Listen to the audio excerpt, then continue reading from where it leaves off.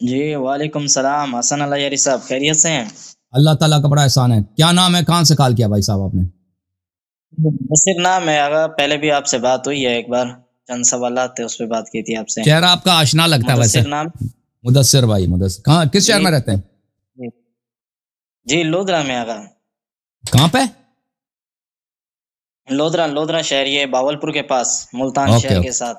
اللہ آپ کو عزت دے. حکم کریں، کیا کہنا چاہتے ہیں بھائی؟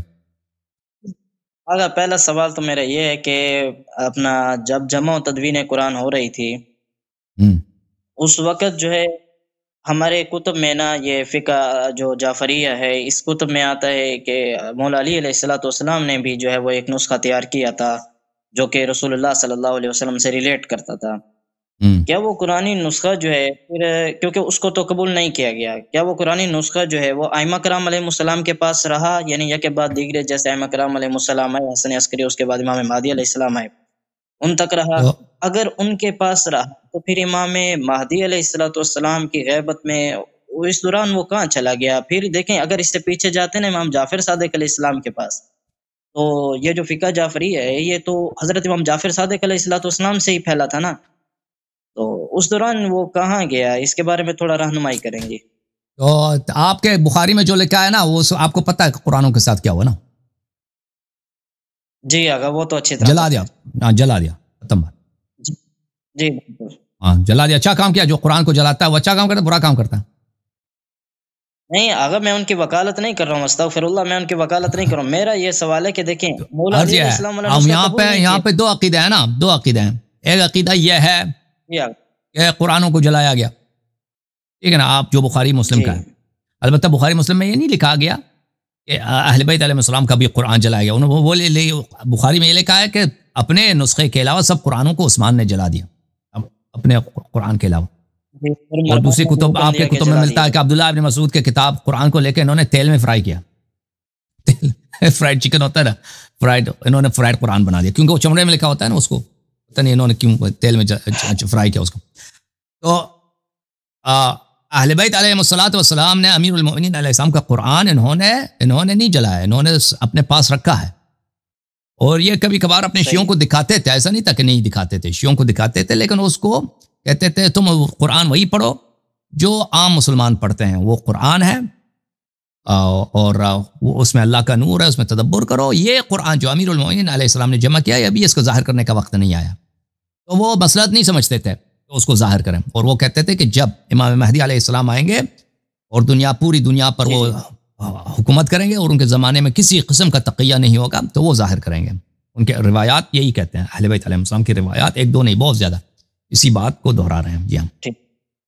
جی اگر چند ایک کتب کا حوالہ دے دیجیے گا تاکہ پھر مزید مطالعے میں آسانی ہو. تو یہ جو ہے کتاب القرآن بحار الانوار میں آپ دیکھ سکتے ہیں، ٹھیک ہے نا. کتاب القرآن بحار الانوار میں تفصیل بہت زیادہ روایات وہاں پر. ٹھیک ہے. وہاں اچھا پہ آگا ایک یہ پورا دوسرا باب سوال ہے، ہے کہ ایک بہت بڑا سیکشن ہے جمع القرآن، قرآن کی جمع کی کہانی. وہاں پہ انہوں نے روایات جمع کی ہیں، اس میں بہت سارے روایت آپ کو مل جائیں گے. جی ہاں. ٹھیک ہے آگا. ایک اور سوال ہے کہ حروف مقطعات کے بارے میں آتا ہے کہ جو ہم نے جو پہلے جو اپنے دور میں جہالت کے دور میں پڑھا کہ وہ جی کوڈ ورڈز ہیں وہ کسی کو پتہ نہیں ہے، اور ایک تو وہ کنسیپٹ تھا، لیکن دیکھیں کہ حروف پتہ مقطعات ہے کی جہاں تک میں بات آتی ہے قاری کے وہ ساتھ یہ کہ بات کر رہا تھا نا، اللہ جانتا ہے وہ بڑا، وہ اپنے آپ کو ساتھ سمجھ رہا تھا مصر کا. وہ مجھے پتہ کیا کہتا ہے، حروف مقطعات کہتا ہے. پتہ ہے آپ کو کیا؟ میں نے بولا کیا کہ وہ عربی میں میرے سے بات کر رہا تھا نا، لیکن وہ ایک دفعہ کہتا ہے کہ جیسے فٹ بال کا میچ ہوتا ہے نا، لوگ اس میں کہتے ہیں 1 2 3 1 2 3، اسی طرح قرآن میں بھی ہے الف بے، مثلا الف لام میم الف. اللہ کی قسم وہ کہہ رہا ہے یہ اس طرح ہے لوگوں کو شوق دلانے کے لیے کہ پڑھو الف لام میم الف لام. اللہ کی قسم وہ یہی کہہ رہا تھا. اس نے پھر عربی چھوڑ دیا، اللہ جاتا ہے عربی چھوڑ کے اس نے انگلش میں کہنا شروع کر دیا 1 2 1 2 3 1 2 3 کہتے ہیں اس طرح. جیسے لوگ فٹ بال کے میچ میں 1 2 3 کہتے ہیں، تو یہ قرآن بھی اسی طرح. جی میرا جو سوال ہے نا وہ پورا سن لیجئے گا جی کہ جی. اللہ تعالیٰ کا حکم ہے نا قرآن پاک آپ کے لیے، اور آپ نے اسے پڑھنا ہے، اس کے مطابق زندگی جو ہے نا بسر کرنی ہے. اور ہمیں یہ کہا گیا کہ اس کا جو علم ہے وہ خدا اور رسول کے علاوہ کسی کے پاس نہیں ہے. جبکہ اگر ہم قرآن پاک کی طرف جائیں نا، قرآن میں ایک جگہ پر اللہ فرما رہا ہے کہ موسیٰ علیہ السلام کو ریلیٹ کر کے کہ ومن عنده علم من الکتاب، کہ آپ جی کو جی کتاب کا کچھ علم دیا، یعنی کتاب سے ہوں علم دیا، اور ایک اور جگہ پر اللہ فرما رہے ہیں کہ ومن عنده علم الکتاب، ہم نے ہوں آپ کو کل کتاب کا علم عطا کر دیا ہوا ہے۔ تو پھر جی کل کتاب میں تو اگر یہ حروف مقطعات بھی آتے ہیں نا، تو پھر جی جب جی حروف مقطعات آتے ہیں اور وہ کل کتاب میں آتے ہیں، اور دوسری جگہ پہ اللہ فرما رہا ہے کہ لقد کان لکم فی رسول اللہ اسوۃ حسنہ، کہ آپ کو پورا قرآن جو ہے وہ رسول کی جو زندگی ہے اس سے سیکھنا چاہیے۔ پھر رسول کی جی جی زندگی میں یہ حروف مقطعات بھی آتے ہیں، پھر ان کو امت سے مخفی رکھا گیا ہے، یعنی عام لوگوں تک اس کو نہیں بھیجا گیا یا پہنچایا نہیں ہے، یا ہماری جو ہے نا کمزوری کی وجہ سے ہم تک نہیں پہنچا، یا جو بھی وجہ اس میں نہیں جاتا ہوں۔ لیکن میں یہ پوچھ رہا ہوں کہ اگر یہ حروف مقطعات ہم عام جو بشر طرح کے لوگ ہیں ہم سے اس کو دور رکھا گیا، اس میں کیا حکمت ہے؟ آ،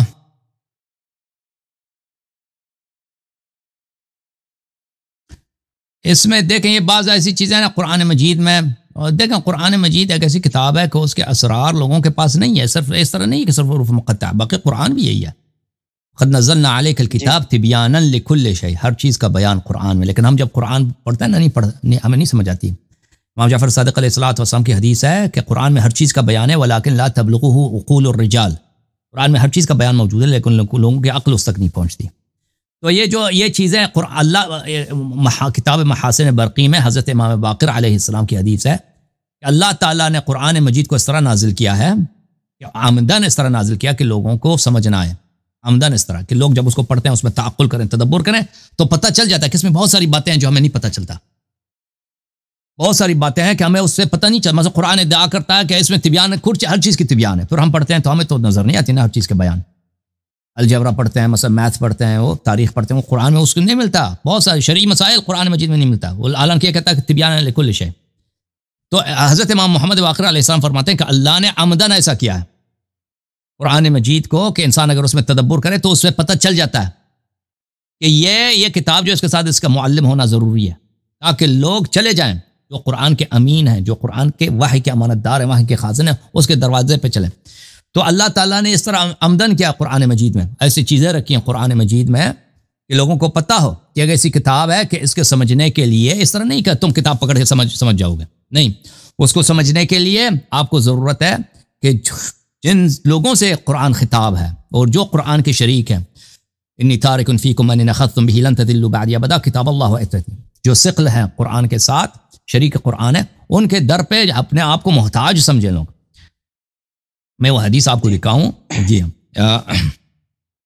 ایک منٹ میں وہ حدیث آپ کو، اگر آپ پوچھنا چاہتے ہیں پوچھ لیں، میں وہ حدیث نکالوں گا، آپ کو دکھاؤں گا۔ جی اگر آپ نا جس یہ طرح آ گیا فرما رہے ہیں میں آپ کو دکھا دیتا ہوں، یہ ہے کتاب المحاسن لأحمد بن محمد بن خالد برقی، اس میں یہ حدیث ہے، حضرت صفحہ نمبر ہے یہ 268، یہ حدیث ہے حضرت امام جعفر صادق علیہ السلام سے، میں نے کہا امام باقر علیہ السلام سے، میں نے غلطی کی، امام جعفر صادق علیہ السلام سے فرماتے ہیں کہ رسول اللہ صلی اللہ علیہ وسلم نے فرمایا لیس شیء بأبعد من قلوب الرجال من تفسیر القرآن، لوگوں کے دلوں سے وہ چیز دورتر، مخفی تر، پوشیدہ تر تفسیر قرآن سے کچھ بھی نہیں ہے۔ وفی ذلک تحیر الخلائق اجمعون الا من شاء اللہ، قرآن کی تفسیر میں تمام خلائق سرگردان ہیں مگر کچھ لوگ جن کو اللہ نے چاہا کہ سرگردان نہ ہو، ان کو کوئی پریشانی نہ ہو۔ وَإِنَّمَا أَرَادَ اللَّهُ بِتَعْمِيَتِهِ فِي ذَلِكَ أَن يَنْتَهُوا إِلَى بَابِهِ وَصِرَاطِهِ، اللہ تعالیٰ نے عمدن قرآن مجید کو پوشیدہ رکھا ہے، قرآن مجید کو معمہ رکھا ہے، اللہ تعالیٰ نے عمدن قرآن مجید کو ایسا بیان کیا ہے، لوگ اس میں تدبر تو کرتے ہیں، الفاظ اس کو سمجھ آ جاتی ہے، کچھ سمجھ آتی ہے، کچھ سمجھ نہیں آتی، لیکن اس کے سب معنی پتہ چل جاتا ہے کہ انسان کو اس سے مراد کیا ہے، اس کی طرف اشارہ ہے، یہ لوگوں کو نہیں سمجھ آتی۔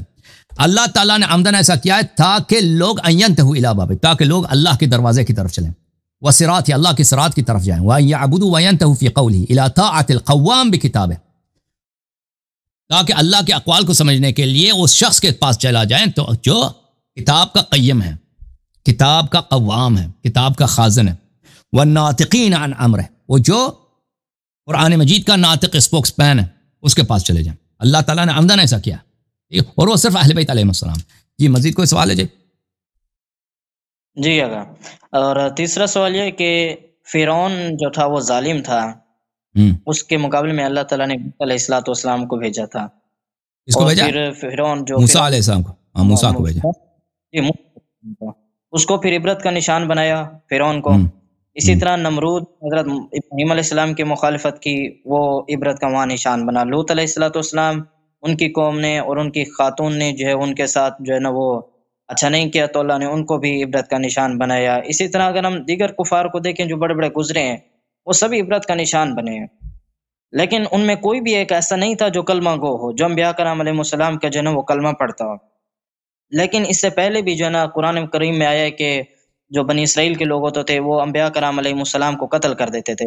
اس کے باوجود ایک یزید بھی ہے ہمارے اسلام میں ایک داخل ہوا تھا پلید، یہ کلمہ گو بھی ہے. سب کچھ کرنے کے باوجود دیکھیں یہ بہت بڑا فاسق اور فاجر ہے، اس نے وہ بڑے بڑے جرائم کیے ہیں جو اس کے تمام جرائم سے اتنا بڑا نہیں ہے میرے خیال میں. لیکن اس کو عبرت کا نشان کیوں نہیں بنایا؟ اس کی وجہ کیا ہے یا اس میں کیا حکمت ہے؟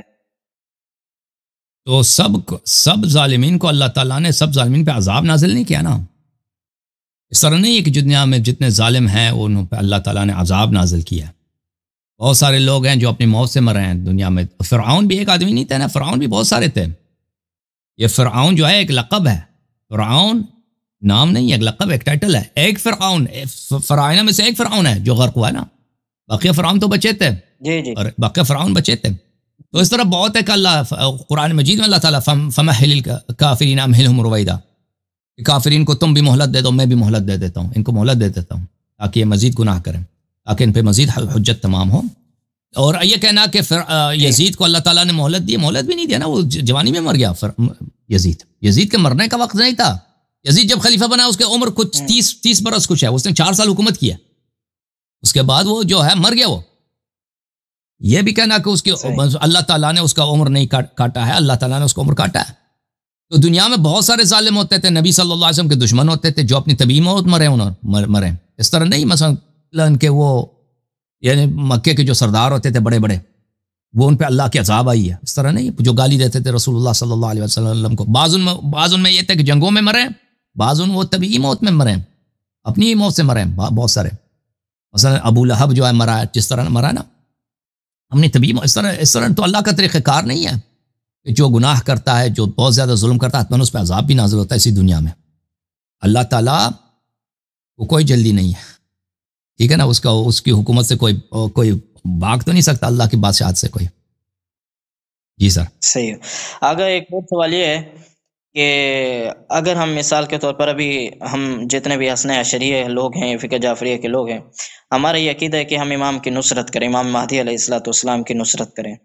ہم سب کا ہے، یعنی کہ ان کی مدد میں ان کے طریقے پر چلیں. کوئی جس طریقے پر بہت سا ایسا نہیں کہ 100% ہم کریکٹ ہیں، ایسا بھی نہیں ہے کہ ہم 0% پہ کڑے ہوئے ہیں. اچھے برے اعمال تو سبھی کر رہے ہیں نا. تو اگر ایک شخص ہے وہ اپنے دل میں یعنی کہ پوری کوشش کر رہا ہے کہ امام کی میں نصرت کروں اور امام کے لشکر کے میں شامل ہوں، ان کی نصرت کر پاؤں، لیکن اگر اسی سوچ کے ساتھ وہ مر جاتا ہے جبکہ ظہور امام سے قبل، یعنی امام علیہ الصلوۃ والسلام ظہور نہیں فرماتے ہیں، اس سے پہلے وہ اگر مر جاتا ہے، ہمیں یہ بتایا جاتا ہے کہ جب امام علی مقام علیہ السلام، امام مہدی علیہ السلام ظہور فرمائیں گے تو وہ شخص جس کے دل میں یہ تمنا ہوگی کہ وہ امام کی نصرت کرتا، تو وہ دوبارہ زندہ کیا جائے گا. کیا یہ حقیقت ہے؟ اس کا تعلق ہے حقیقت کے ساتھ؟ جی بالکل بالکل بالکل. یہ بہت سارے روایات میں یعنی یہ حقیقت بات ہے کہ وہ دوبارہ زندہ ہوگا اور امام کے لشکر میں شامل ہوگا. جی بہت سارے ایسے لوگ ہیں جن کو اللہ تعالیٰ دوبارہ زندہ کرے گا، کیا تاکہ وہ جن کو بہت تمنا تھی کہ امام علیہ السلام کی نصرت کریں، ان کے لشکر میں شامل ہوں. جی ہاں جی. اسی کے ساتھ ایک اور اٹیچ ہے سوال کہ پھر یہ کہا جاتا ہے کہ امام مہدی علیہ السلام جو ہے وہ منتقم المہدی ہیں، یعنی کہ وہ تمام معصومین علیہ الصلوۃ والسلام پر تمام کیے جانے والے مظالم کا بدلہ لیں گے.